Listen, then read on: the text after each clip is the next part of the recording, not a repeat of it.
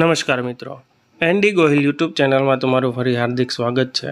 તો મિત્રો, આ વિડીયોમાં આપણે ધોરણ 8 સત્ર 1 વિષય ઇંગ્લિશના યુનિટ 3 વોટ વેર યુ ડુઈંગની એક્ટિવિટી 1, 2 અને 3નું સંપૂર્ણ સોલ્યુશન મેળવીશું.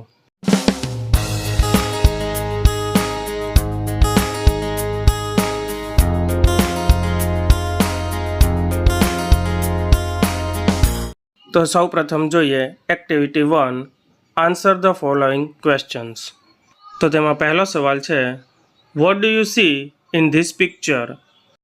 તો તેનો જવાબ છે, I see a giant wheel in this picture. બીજો સવાલ છે, વેર ઇઝ ઇટ ફાઉન્ડ? તો તેનો જવાબ છે, it is found in fares. ત્રીજો સવાલ છે, have you ever taken a ride in it? તો તેનો જવાબ લખી શકાય, યસ આઈ હેવ, એટલે કે હા, હું તેમાં બેઠો છું અથવા તેની સવારી કરી છે. ચોથો સવાલ છે, tell your class about your experience of riding on it. તો તેનો જવાબ છે, it was a wonderful experience.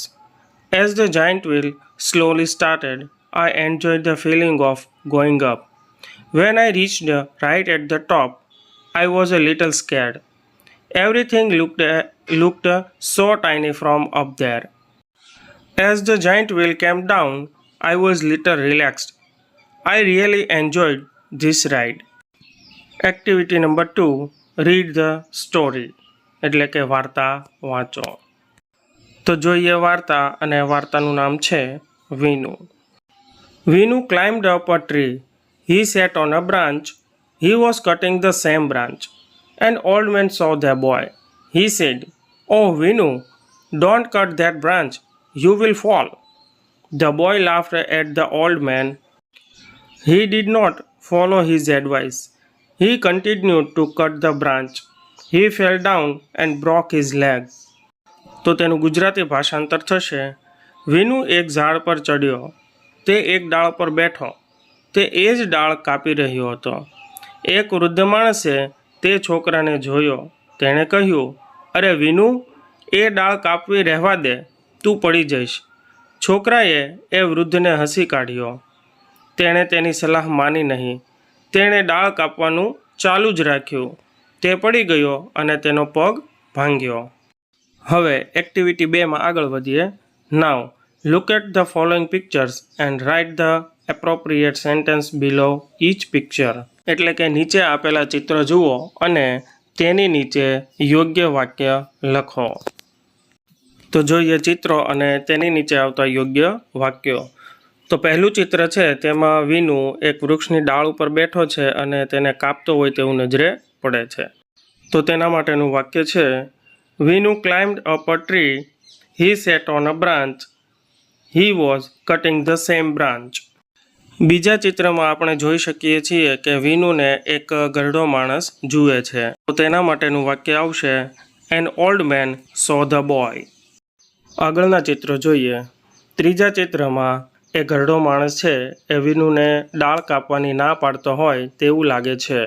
તો તેના માટેનું વાક્ય છે, he said, oh Vinu, don't cut that branch, you will fall.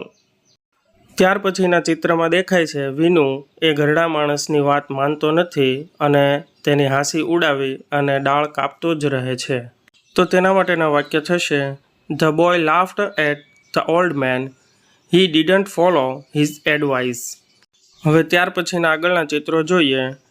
તો તે ચિત્રમાં આપણને દેખાય છે કે વિનુ જે ડાળ પર બેઠો છે તે ડાળ કપાઈ જતી હોય તેવું દેખાય છે. તો તેના માટેનું વાક્ય આવશે, he continue to cut the branch. અને ત્યાર પછીના ચિત્રમાં જોઈએ તો તે નીચે પડેલો દેખાય છે અને તેનો પગ ભાંગી ગયો હોય તેવું લાગે છે. તો તેના માટેનું વાક્ય આવશે, he fell down and broke his leg. Activity number 3, read the following letter. એટલે કે નીચે આપેલ પત્ર વાંચો. તો પત્ર માટેની સૂચનાઓ કંઈક આ પ્રમાણે છે. Tina lives in a town called Halol. It is surrounded by small villages and it is not far from Vadodara. Last month, Tina visited a village fair near Halol. After a few days, she visited a trade fair in Vadodara. She wrote a letter to her friend Meena, who lives in Bhuj.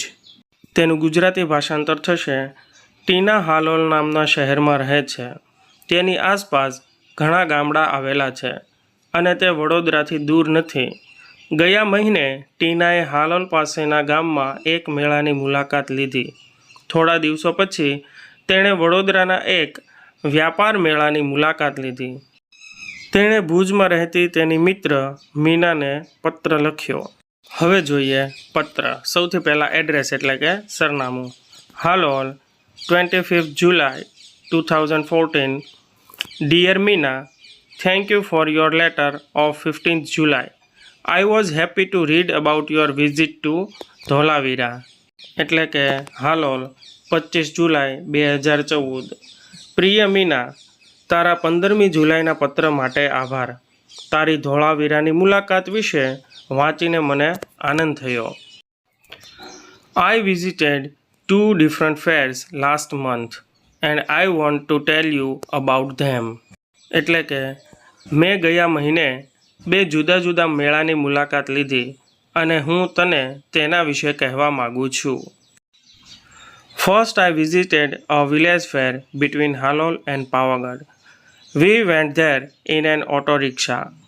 There were 2 small temples outside a small village. I went there with my parents. We reached there in the evening. The open ground between the 2 temples was full of people. હવે તેનું ભાષાંતર જોઈએ. પહેલાં મેં હાલોલ અને પાવાગઢ વચ્ચેનો એક ગામ મેળો જોયો. અમે ત્યાં ઓટો રિક્ષામાં ગયા. એ નાના ગામની બહાર 2 નાના મંદિરો હતા. હું ત્યાં મારા માતા પિતા સાથે ગઈ હતી.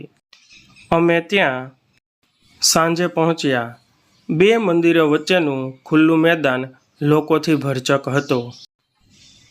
There were many shops, toy shops, sweet shops and colorful bazaar of household items. Some children were standing in front of a toy shop. They were looking at a small plane. The shopkeeper was pointing them the plane. The children laughed with joy and clapped loudly. તો તેનું ભાષાંતર છે: ત્યાં ઘણી દુકાનો હતી. રમકડાની દુકાનો, મીઠાઈની દુકાનો અને ઘર વપરાશની ચીજોની રંગીન બજાર. કેટલાક બાળકો રમકડાની દુકાનની સામે ઊભા હતા. તેઓ એક નાનકડા વિમાનને જોઈ રહ્યા હતા. દુકાનદાર તેમને વિમાન દેખાડી રહ્યો હતો. બાળકો આનંદપૂર્વક હસ્યા અને મોટેથી તાળીઓ પાડી. We also saw a merry-go-round and a giant wheel. The merry-go-round was quite small, but the giant wheel was really huge. The place was full of noise. There were many loudspeakers playing film songs. There were many children in the giant wheel. They were shouting in excitement. We saw a juggler too. He was playing with 5 balls and was keeping all of them in the air. It was wonderful. હવે તેનું ગુજરાતીમાં ભાષાંતર જોઈએ. અમે નાનું ચકડોળ અને મોટું ચકડોળ પણ જોયું. ચકડોળ ખૂબ જ નાનું હતું, પણ મોટું ચકડોળ ખરેખર ખૂબ મોટું હતું. સ્થળ પર ખૂબ જ ઘોંઘાટ હતો. ત્યાં ઘણા લાઉડસ્પીકર પર ફિલ્મી ગીતો વાગી રહ્યા હતા. મોટા ચકડોળ પર ઘણા બાળકો હતા. તેઓ ઉત્તેજિત થઈને બૂમો પાડી રહ્યા હતા. અમે એક જાદુગરને પણ જોયો. તે 5 દડાનો ખેલ કરી બધા દડાને હવામાં રોકી રાખતો હતો. એ અદ્ભુત હતું. After some days, we visited a trade fair in Vadodara. It was a school trip. We went there on a Sunday. We went by a bus. થોડા દિવસો પછી અમે વડોદરામાં વ્યાપાર મેળાની મુલાકાત લીધી. એ શાળાનો પ્રવાસ હતો. અમે ત્યાં રવિવારે ગયા. અમે ત્યાં બસમાં ગયા. There was no entry fee. The whole ground was full of large stalls.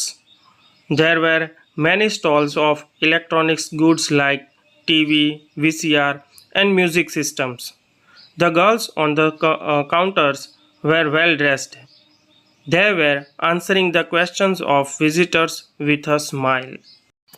ત્યાં પ્રવેશ ફી ન હતી. આખું મેદાન વિશાળ સ્ટોલથી ભરેલું હતું. અહીં ઇલેક્ટ્રોનિક સામાન જેવા કે ટીવી, VCR અને મ્યુઝિક સિસ્ટમ વગેરેના ઘણા સ્ટોલ હતા. કાઉન્ટર પરની છોકરીઓ સુસજ્જ પોશાકમાં હતી. તેઓ મુલાકાતીઓના પ્રશ્નોના ઉત્તરો સસ્મિત આપી રહી હતી. There was another row of stalls for things like fridge and washing machines. One salesman was demonstrating the use of a mixer grinder. Two young women were asking him some questions. ત્યાં સ્ટોલની એક બીજી હાર fridge અને washing machine જેવી વસ્તુઓ માટે હતી. એક સેલ્સમેન મિક્સર ગ્રાઇન્ડરનો પ્રત્યક્ષ ઉપયોગ દેખાડી રહ્યો હતો.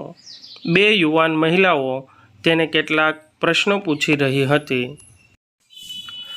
We went round and saw everything. At the other end of the fair, there were some fast food stalls. My friends ordered pizza and I ordered a glass of lassi.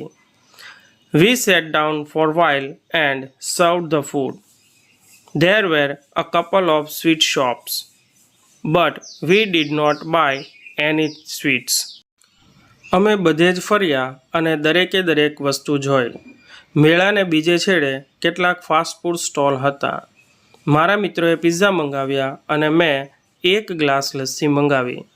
અમે થોડીવાર બેઠા અને ખોરાકનો સ્વાદ માણ્યો. ત્યાં મીઠાઈની 2 દુકાનો હતી, પણ અમે મીઠાઈ ન ખરીદી.